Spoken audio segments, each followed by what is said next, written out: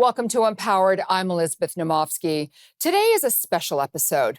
My guest is a well-known Canadian financial advocate. She has navigated her life her way and has many female followers that live and breathe what she stands for. My guest is Pattie Lovett-Reid, Chief Financial Commentator at HomeEquity Bank, and she's here to tell us about her personal journey and that you always want to be in the driver's seat of your life. Buckle up, ladies. We've got a great conversation coming your way. Pattie, welcome. Okay, so now I know you're a good friend, and thank you for following me on Instagram. I'm not sure everybody else hangs on everything, but we're friends there. You know what? We really are. And I wanted to say, my good friend, and I thought, most of the women that are on the show are my good friends. And I think that's, I've been so fortunate to be able to surround myself with some pretty incredible women. And before we begin, I wanted to let you know, our makeup artist saw you and said, she reminds me of Julie Andrews. All that beauty and elegance. I've heard that. Yeah, I have heard that. That's so nice. I take that as such a supreme compliment, but I can tell you, you will not be asking me to sing. Not happening.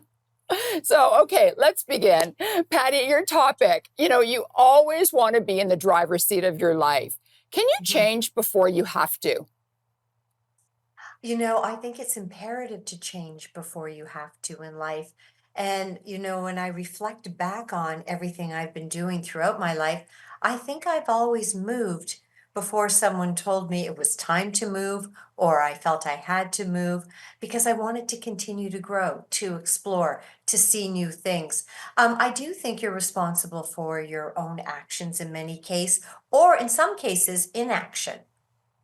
You know what? That you're right on point. The inaction. There are so many women that are afraid to take that next step. They're afraid to get to that next level. However, you started as a teller and progressed to an executive position in two major financial institutions. Why don't you highlight your journey so that maybe it'll help entice somebody who's a little stuck? Well, I did start. Well, first, I'll back up to high school. I have grade 9 math, and I dropped it then and have a grade 12 diploma in administration. And I did not go on to a post-secondary education. I did start in a teller's role right out of high school, literally the next day, Liz, practically. And in fact, it would have been sooner than that. Except when I went in for my interview, the bank was being robbed. They didn't want to interview me that day because they were going through a robbery. And I remember saying, no, I'll just sit over here and I'll just wait. That tells you something about my personality. Anyway, they said, absolutely not. Come back on Monday. There were two candidates. I got the job. And for about 6 months, I thought I got the job because I was the best candidate. No, the other person didn't show up. She also witnessed the robbery and thought, I'm out of here. So I do recall thinking to myself when I was a teller, gee, I wonder what that job entails, or that job, or that job. And I would do everything in my power list to figure out how I could acquire the skills so that should an opportunity present itself, I could be a candidate worthy of consideration. But I will tell you that it started at the Bank of Montreal, and I got to the highest level of the clerical ranks. It was a level 6 back then, and I couldn't make it into management because I didn't have a university degree. So I jumped ship and I went to TD. But here's the lesson in it. Bank of Montreal didn't say I couldn't go into management. I was holding myself back. And my husband had a great line for me. He said, Pattie, get off your own coattails. The only person that's holding you back is you. And so we all can have limiting beliefs. I don't think I can do something because I'm not good enough because, or whatever it is that's holding you back.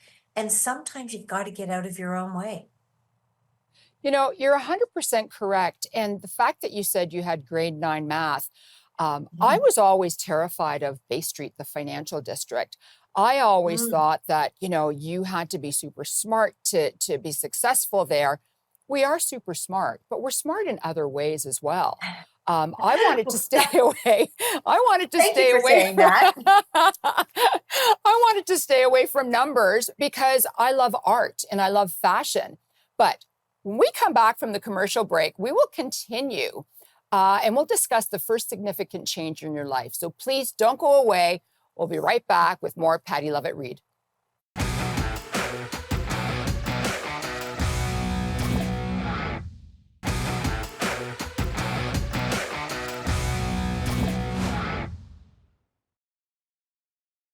Welcome back to Empowered. I'm Elizabeth Naumovski. Today's episode, we're discussing that you always want to be in the driver's seat of your life with Pattie Lovett-Reid. So, Pattie, before we went to break, we were talking about what was the first significant change in your life? Probably the most significant change was early on. I was 9 and my father was 36, and he died of a heart attack completely unexpectedly. Mom at the time was a stay-at-home mom, and she kicked into gear pretty quickly because she had to. And I remember thinking that I didn't know, I didn't struggle. And mom did remarry, and I had the world's best stepfather, although he called himself my wicked stepfather. He was anything but. But I also realized what a profound impact it had on me from a financial perspective, thinking I'm always going to have to know where I stand, because that was the first thing that my mother did scramble with. Fast forward to another period in my life where I found myself as a single mom. And, I had this catalytic moment, Liz, where I remember looking at my daughter, Jane. She had a pair of red patent leather shoes on. I still see the visual today. And I remember thinking, and she was all of 3 years old, I'm never going to be able to afford to buy shoes like that for her again. And I have to tell you, Liz, in a heartbeat, I thought to myself, whoa, whoa, whoa. Yes, you will. Of course you will. You have to take charge now. And it was like a switch went off. And yes, I would be in the driver's seat. Yes, I would take control. And in fact, even fast forward to when it's take your child to work day, and I was speaking at a chamber of commerce, and our daughter Jane was in the front row. The table where she's sound asleep with her mouth wide open. She does not want to be listening to me until I talked about the red shoes. And she said, Mom, if you want to buy red soled shoes, Louboutins for me, you can. And I said, no, sweetheart, you will buy them for yourself, just like I did. So, yeah, so there have been moments that have really stuck with me. So, I want to ask you, you and I go way back when you were hosting Way a back. TV show on Rogers Cable 10, and then you moved on and I took it over, and our paths have always crossed, right? And I want to ask you, why personal finance? Why was that so important to you and to help educate others? I think what it really came down to when I became that single mom, I was asking all sorts of questions to all sorts of people who didn't have answers that satisfied me or that I understood.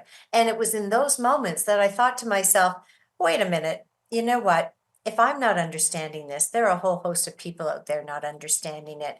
And one thing led to another where I started to build momentum. And the more I learned about personal finance, the more enthralled I became with it, and the more I wanted to help others. And so it happened on a very informal, ad hoc way. But yes, there were two things. I think I've always loved to communicate. I just never had the channel in which to communicate. And so therefore personal finance became the channel. We're so similar in that way as well, because we both just want to give back and help other people. And I think that's important. And I think that's what helps you get to that next level as well. I want to talk about the lessons that you've learned along the way. Do you want to share some of them, please? Interesting. All right. For someone who maybe is watching, I did a very, very lousy, lousy job of networking when I was at TD. There were many people in the organization who didn't know who I was or what I did. And every once in a while, they would see this person on TV and say, who told her she could do that? So I think when you're trying to progress and you want to find ways to add value to an organization, you need to reach out to people. You need to network. You need to broker people in. You need to get sponsors. And I think I did that, Liz, in the media. I had a lot of people reach out to me from a media perspective, but when I was in actual banking, not so much. So I think I could have done a much better job. I think I could have cut myself some slack in that the number one question I think you ask is to your boss, how can I help you to deliver on your goals and objectives? Because when I'm helping my boss do what he's being paid to do, he's going to recognize it in terms of my skill set. And you start to get crystal clear on what you're good at, what you'd like to progress at, what do you need in order to to continue to move on up the corporate ladder. I don't think I ever said no. There were so many things that I had no idea I was going to figure out how to do it. And I'd say, oh, yeah, I can get that. I'll figure that out. Welcome back to Empowered. I'm Elizabeth Naumovski. On today's episode, we're discussing that you always want to be in the driver's seat of your life. And we've been listening to Pattie Lovett-Reid. Pattie, I'm so sorry I had to cut you off. We had to go to break. Sorry. However, you were talking about never saying I would know. Yeah, but you're on the other side now, right? So you don't have anyone counting down in your ear. But I don't know whether you still wanted to add to the fact that you said, you never said no and you wanted to help your boss get to that next level. Yeah, and I just think it's important to not, it goes back to those limiting beliefs. So often people feel they have to have every single skill set in order to apply or even accept a job. And I say no, I go after every job and I still do.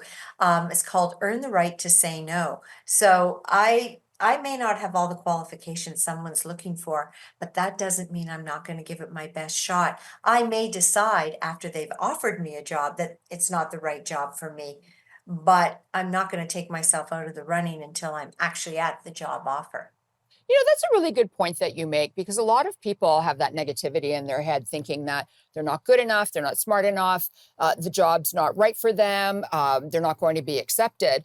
But you know what? We just need to go for it, and we need to just Mhm. go and see what happens, and have the decision to say no. That's right. And not everything is always a good fit. I do think the further up you go a corporate ladder, it does have to be a better and better fit with the team that you're working with. You want to be a strong leader. You want to bring others along with you. All of these things matter. We often talk about mentors.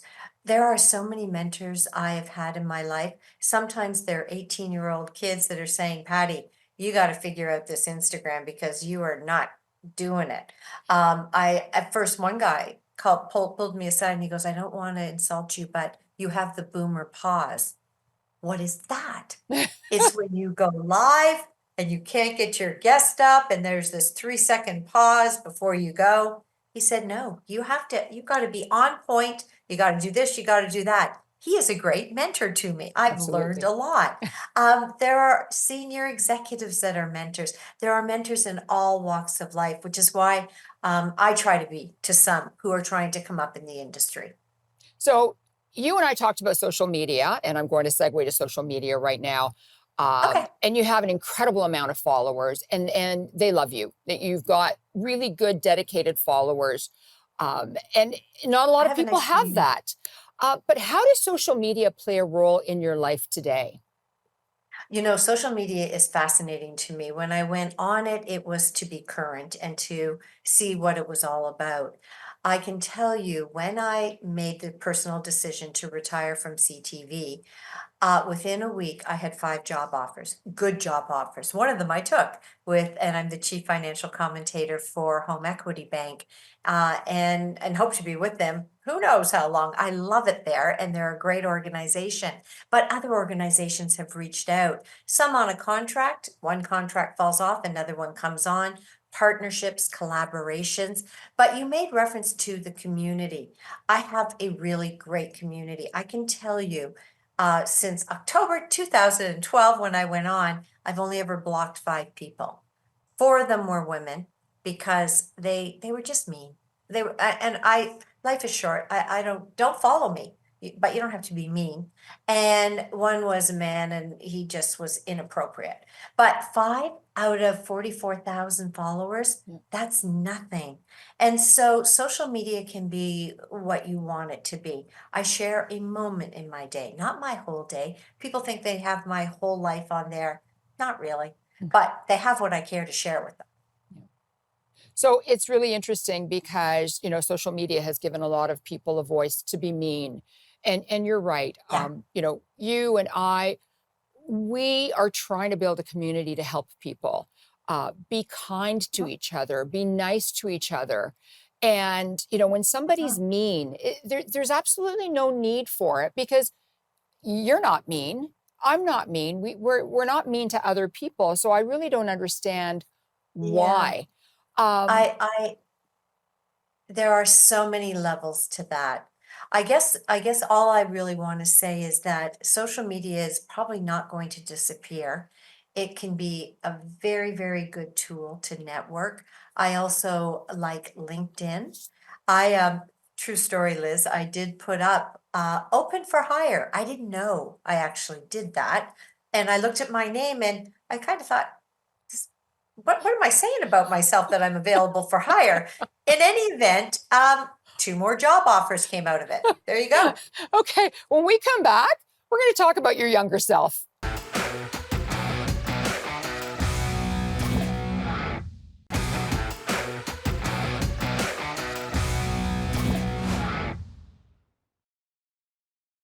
Welcome back to Empowered. I'm Elizabeth Naumovski. Today's episode, we're discussing you always want to be in the driver's seat of your life with Pattie Lovett-Reid, Chief Financial Commentator at HomeEquity Bank. Pattie, it's funny that you were talking about LinkedIn and you had put, for hire. My father always asked my husband to go over and clean his laptop. And my husband found my father live streaming on Facebook. And what was he live streaming? Just staring at his computer screen and pushing buttons. That could So be me in a heartbeat. Totally. I okay, so relate to that. all right, so then let's step back. What would you tell your younger self? Oh, to chill out, to relax, that nothing has to happen overnight. Um, to have the grace when there are setbacks to know that you can still move forward. If I'm really honest, I think I do regret not going on to a post-secondary education. I would have liked to have gone to university. I didn't believe enough in myself at the time, and I didn't think I was bright enough. I am dyslexic. I mildly dyslexic, and when I was officially tested and this was confirmed, I said to my daughter, who I noticed dyslexic tendencies in, "Do you ever mix things up?" She goes, "Don't even go there, Mom." Yes, of course I do. And she has a 4-year graduate, 2-year teaching degree, and a master's. So, it doesn't mean we can't learn. It means we learn differently. And I now know that today. But you know what? Don't be hard on yourself. Things were different back No, then as I well, just wish I right? did. Yeah, you know what? We all have a lot of things that we wish that we had done, 20, 30 years ago, 40 years ago, whatever it is. Yeah. But I know that you have a passion for television. Why did you leave TV if it was your passion? Because I know a It's lot of very people want interesting to that know. okay, so I think it's interesting that you asked the question that way. I don't have a passion for TV. I have a passion for helping people. You know what? Honestly, Liz, I never define myself as someone who is on TV. Very fortunate to have been on TV and to have that platform.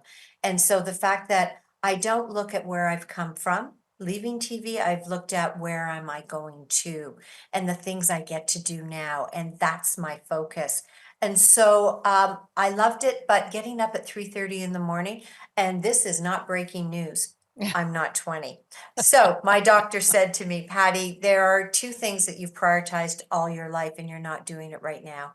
And that is sleep and exercise." I was working out, but my sleep was being compromised. And I think long term, that could have had a detrimental impact on my health. So after a decade of getting up at 3:30, I thought, okay, all right.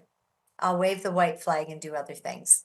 It's interesting that you talk about sleep because that seems to be a topic on this show on a regular basis. A lot of Key. people, I mean, the brain is buzzing, there's so much going on.